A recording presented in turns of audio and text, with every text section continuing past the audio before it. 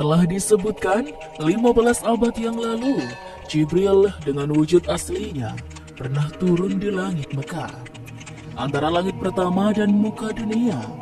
Ia beberapa kali turun ke bumi untuk berjumpa dengan kekasih Robnya atau menghukum para pendosa yang durhaka.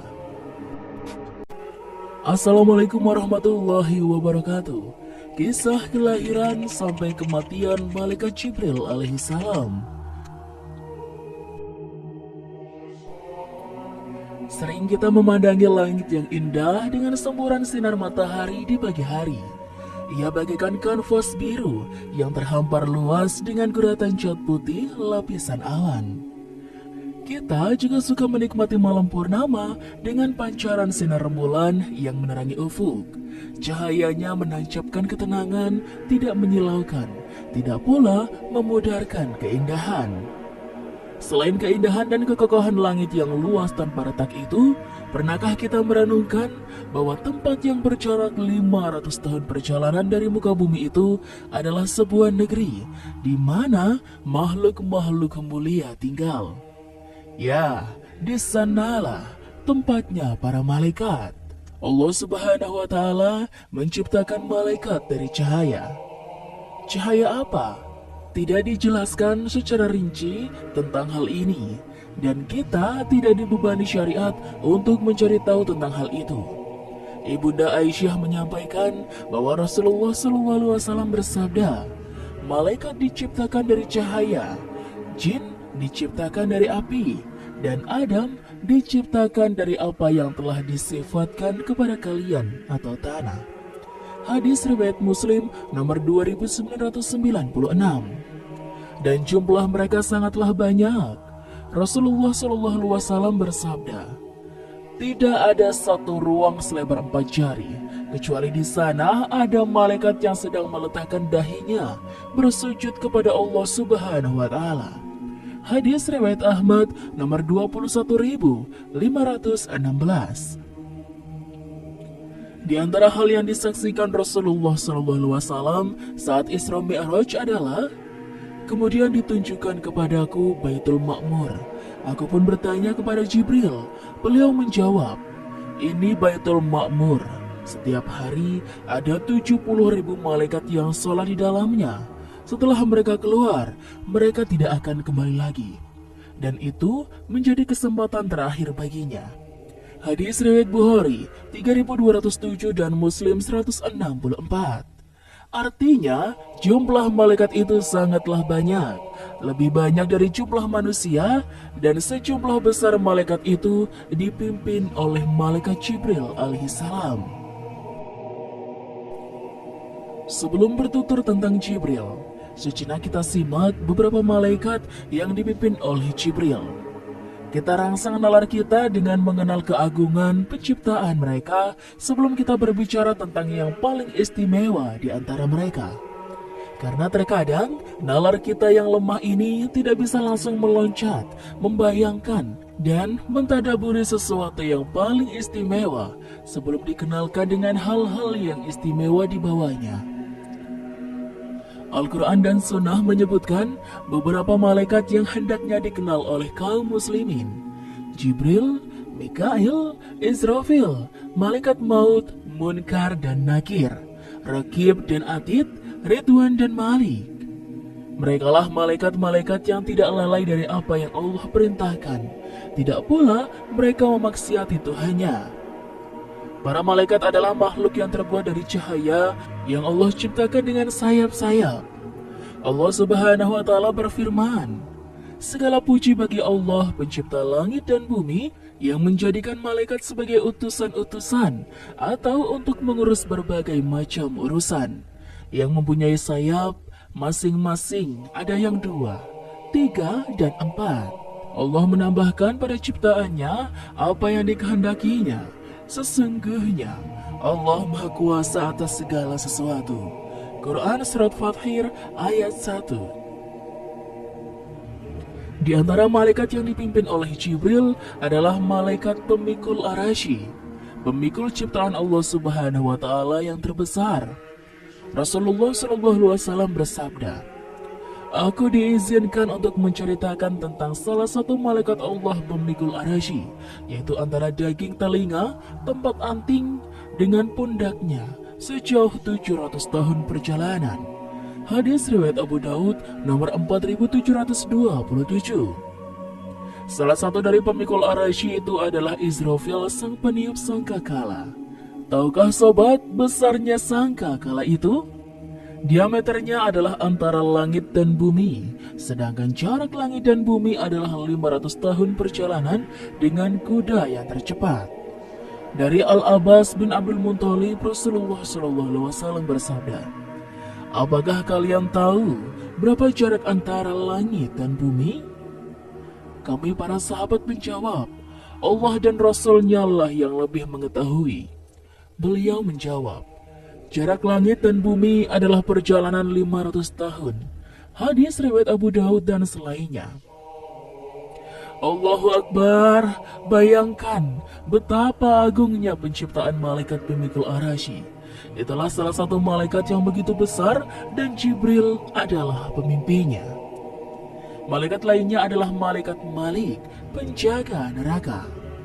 Pernahkah sobat mendengar hadis tentang sifat fisik penduduk neraka? Penduduk neraka adalah orang-orang yang Allah besarkan fisik mereka.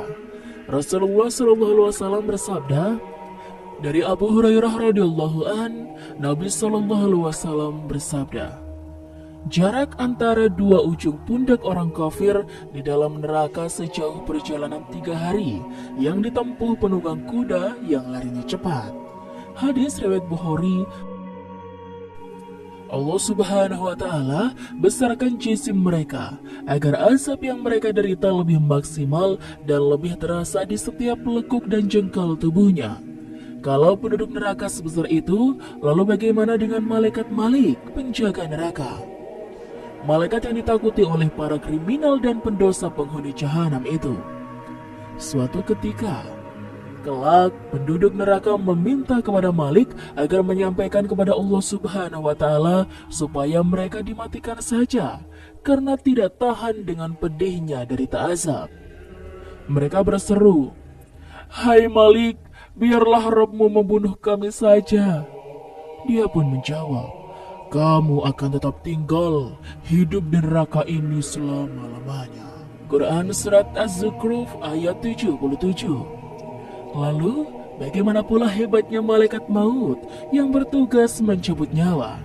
Malaikat yang tunggal ini mampu mencabut nyawa manusia di segala penjuru dunia, di ujung timur dan barat dalam waktu serentak, dalam detik yang sama, dan dia sama sekali tidak pernah lalai dalam melakukannya. Ia tidak pernah terlambat mengeksekusi manusia, tidak juga terlalu cepat. Semua itu dilakukan dengan presisi dan akurasi waktu yang luar biasa tepatnya. Ya Ilahi, ya Robbi, rasa-rasanya imajinasi kami terlalu usur untuk membayangkan agungnya penciptaan para malaikat-malaikatmu. Pemuja akal dan logika pun begitu lemah berhadapan dengan nas-nas ini, sehingga menolaknya mereka jadikan solusi untuk menutupi kelemahan itu.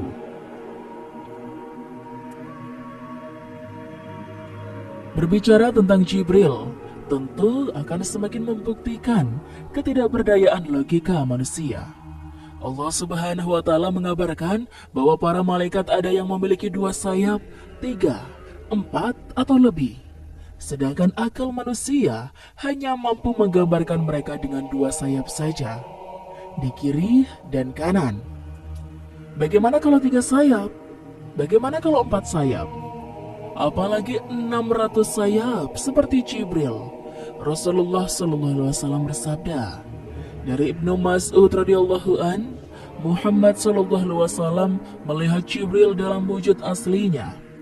Ia memiliki 600 sayap yang menutupi langit. Hadis riwayat An-Nasa'i. Ibunda Aisyah radhiyallahu an pernah bertanya kepada kekasihnya Rasulullah SAW tentang 2 ayat di dalam Al-Quran, yakni ayat dalam surat, dan sesungguhnya Muhammad itu melihat Jibril di ufuk yang terang. Quran Surat At-Takwir ayat 23. Dan sesungguhnya Muhammad telah melihat Jibril itu dalam rupanya yang asli pada waktu yang lain, yaitu di Sidratul Muntaha. Di dekatnya ada surga tempat tinggal. Quran Surat An-Najm ayat 13-15. Rasulullah SAW menjawab, itulah Jibril yang tidak pernah kulihat ia dalam wujud aslinya, kecuali pada 2 kesempatan itu saja. Aku melihatnya turun dari langit, di mana tubuhnya yang besar memenuhi ruangan antara langit dan bumi. Hadis riwayat Muslim nomor 177. Rasulullah SAW melihat Jibril dengan bentuk aslinya. Dia memiliki 600 sayap, setiap satu sayapnya dapat menutupi ufuk. Dari sayapnya berjatuhan mutiara dan yakut dengan beragam warna. Hadis riwayat Ahmad nomor 460. Malaikat Jibril juga sebagai penghulu malaikat dan penyampai wahyu. Maha suci Allah yang telah menjadikan pertemuan antara malaikat terbaik dan manusia terbaik sebagai pembawa syariatnya. Adakah kepalsuan yang datang dari Dia yang maha benar? Kemudian disampaikan kepada malaikatnya yang Al-Amin untuk diwahyukan kepada Al-Amin dari anak Adam? Allah Ta'ala mensifati malaikat Jibril dengan firman-Nya. Sesungguhnya Al-Quran itu benar-benar firman Allah yang dibawa oleh utusan yang mulia Jibril, yang mempunyai kekuatan, yang mempunyai kedudukan tinggi di sisi Allah yang mempunyai arasy, dan ditaati di sana di alam malaikat lagi dipercaya. Quran Surat At-Takwir ayat 19-21. Allah Subhanahu wa Ta'ala juga berfirman, yang diajarkan kepadanya oleh Jibril yang sangat kuat, yang mempunyai akal yang cerdas, dan Jibril itu menampakkan diri dengan rupa yang asli. Quran Surat An-Najm ayat 5-6. Itulah kemuliaan Al-Quran. Malaikat yang paling mulia adalah yang paling layak mengemban amanah wahyunya, dan manusia yang paling mulia adalah yang paling layak menerimanya. Di dalam Sahih Bukhari juga disebutkan dari Abu Hurairah radhiyallahu an, Nabi Muhammad SAW bersabda, jika Allah mencintai seorang hamba, maka Dia memanggil Jibril dan berfirman, bahwasanya Allah mencintai fulan, maka cintailah fulan. Dan Jibril pun mencintainya. Kemudian Jibril pun mengumumkan kepada penghuni langit bahwasanya Allah mencintai fulan, maka cintailah ia. Dan para penghuni langit pun mencintai fulan. Kemudian dikabulkanlah permohonan di dunia. Hadis riwayat Bukhari. Ketika Jibril menyeru kepada para malaikat untuk mencintai seorang hamba, maka seluruh malaikat penghuni langit akan tunduk kepadanya. Karena dialah Jibril, sang pemimpin, Israfil yang perkasa dan pemimpin malaikat jin neraka. Dialah Jibril, pemimpin malaikat maut yang taat.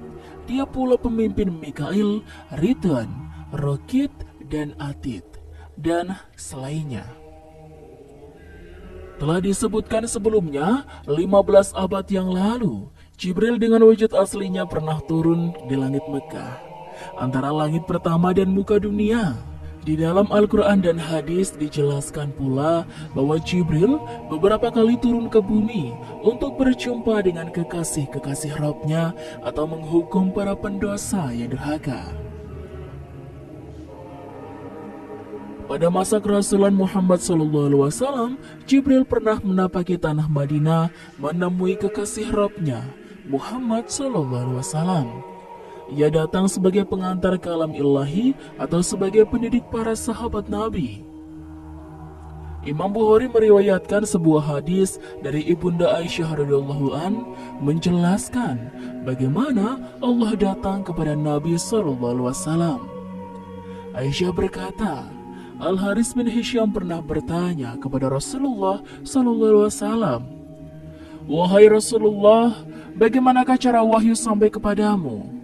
Beliau SAW menjawab, "Terkadang wahyu itu datang kepadaku seperti suara lonceng, dan inilah yang terberat bagiku, dan aku memperhatikan apa yang dia katakan. Dan terkadang seorang malaikat mendatangi dengan wujud seorang lelaki. Lalu dia menyampaikan wahyu kepadaku. Aku pun memperhatikan apa yang dia ucapkan. Beberapa kali, Jibril datang kepada Nabi dengan sifat-sifat kemalaikatannya. Keadaan inilah yang terberat bagi Nabi, dan terkadang ia datang dengan fisik laki-laki. Umar pernah bercerita bahwa ada seorang laki-laki yang mengenakan pakaian putih bersih dan rambutnya sangat hitam datang menemui Nabi SAW. Tidak ada seorang sahabat pun yang mengenal laki-laki itu, tetapi ia kelihatan begitu dekat dengan Nabi. Ia bertanya tentang Islam, iman, dan ihsan. Di akhir pertemuan, Nabi bertanya kepada Umar, "Wahai Umar, tahukah engkau siapakah dia?" "Allah dan Rasul-Nya lebih mengetahui," jawab Umar. "Sesungguhnya dia adalah Jibril. Dia datang untuk mengajarkan agama kepada kalian," sambung Rasulullah SAW. Hadis riwayat Muslim. Ada salah seorang sahabat Nabi SAW yang Jibril suka menyerupainya saat menjadi manusia. Namanya adalah Dihyah bin Khalifah Al-Kalbi. Dari Anas, Nabi SAW bersabda, Jibril datang serupa dengan fisik Dihyah, dan Dihyah adalah seorang laki-laki yang tampan. Jibril juga menjadi panglima perang para malaikat. Saat situasi genting di Perang Badar, umat Islam yang berjumlah 300 beberapa belas orang dengan tanpa persenjataan lengkap disongsong oleh 950 pasukan musyrik Mekah dengan perlengkapan perangnya. Jibril datang atas perintah Rabb-Nya dengan membawa ribuan pasukan malaikat dari langit ketiga. Rasulullah SAW mengabarkan kepada Abu Bakar, "Bergembiralah wahai Abu Bakar, pertolongan Allah datang. Ini Jibril, di giginya ada debu-debu dari medan perang." Fiqh Asy-Syirah halaman 408. Dalam hadis yang lain, beliau bersabda, "Ini adalah Jibril sedang memegang kepala kudanya, dan ia membawa peralatan perang." Hadis riwayat Bukhari nomor 3995. Bagaimana kiranya Jibril yang perkasa turut membantu dalam peperangan? Pasukan mana yang akan menderita kekalahan ketika Allah telah memberikan pertolongan sedemikian? Saat kemenangan diraih, ribuan malaikat itu tidak serta-merta menghabisi semua musuh yang ada di medan laga. Inilah hikmah agama kita yang mulia. 950 orang musyrik itu tidak dibinasakan seketika. Perang dalam Islam bukan berarti membunuh dan membantai. Jika Allah menghendaki, tentu saja ribuan malaikat dari langit ketiga itu mampu menghabisi mereka semua. Namun di akhir peperangan, hanya 70 orang musyrik yang tewas dan 70 lainnya ditawan. Lantas, apakah malaikat Jibril akan hidup selamanya setelah hari kiamat tiba? Jawabannya adalah tidak, karena malaikat Jibril kelak juga akan diwafatkan oleh Allah Subhanahu wa Ta'ala. Malaikat sebagaimana disebutkan dalam banyak teks ditakdirkan untuk mati, karena semua ciptaan Allah Subhanahu wa Ta'ala termasuk manusia, jin, dan makhluk-makhluk lainnya akan mati pada hari kiamat. Hal ini dijelaskan dalam Al-Quran Surat Az-Zumar ayat 68. Dan sangkakala pun ditiup, maka matilah semua makhluk yang di langit dan di bumi, kecuali mereka yang dikehendaki Allah. Kemudian ditiup sekali lagi. Sangkakala itu, maka seketika itu mereka bangun dari kuburnya, menunggu keputusan Allah Subhanahu wa Ta'ala. Ibnu Katsir menjelaskan dalam kitab tafsirnya, malaikat termasuk dalam ayat ini. Karena mereka ada di langit dan kematian terjadi pada pukulan kedua yang disebut petir. Dan dalam pukulan itu, semua yang hidup akan mati, baik makhluk langit dan bumi, kecuali mereka yang telah ditakdirkan oleh Allah Subhanahu wa Ta'ala. Dia mengambil jiwa-jiwa yang lain, dan yang terakhir dari makhluk yang mati adalah malaikat maut. Bukti lain juga terdapat pada firman Allah Subhanahu wa Ta'ala, Al-Qasas ayat 88. Dan jangan pula engkau sembah Tuhan yang lain selain Allah. Tidak ada Tuhan yang berhak disembah selain Dia. Segala sesuatu pasti binasa kecuali Allah. Segala keputusan menjadi wewenangnya, dan hanya kepadanya kamu dikembalikan. Abdurrahman bin Abu Bakar Jalaluddin Al-Suyuti dalam Syahr Asy-Syudur bi Syahr Hal Al-Mauta wa Al-Kubur mengutip Muhammad bin Ka'ab Al-Quradi. Dia berkata, telah sampai padanya bahwa makhluk terakhir yang meninggal yang diciptakan Allah Subhanahu wa taala adalah malaikat maut. Saat para penghuni bumi meninggal dalam kepanikan, kemudian setelah itu dia mati. Dan dia juga menyebutkan bahwa kematian lebih parah bagi malaikat maut dari semua ciptaan. Jadi kesimpulannya sobat, kelak di hari kiamat, semua makhluk Allah bakal dimatikan semua, termasuk malaikat Jibril. Dan bahkan malaikat Israel sendiri yang notabene bertugas sebagai pencabut nyawa. Dan yang abadi hanyalah Allah Subhanahu wa ta'ala.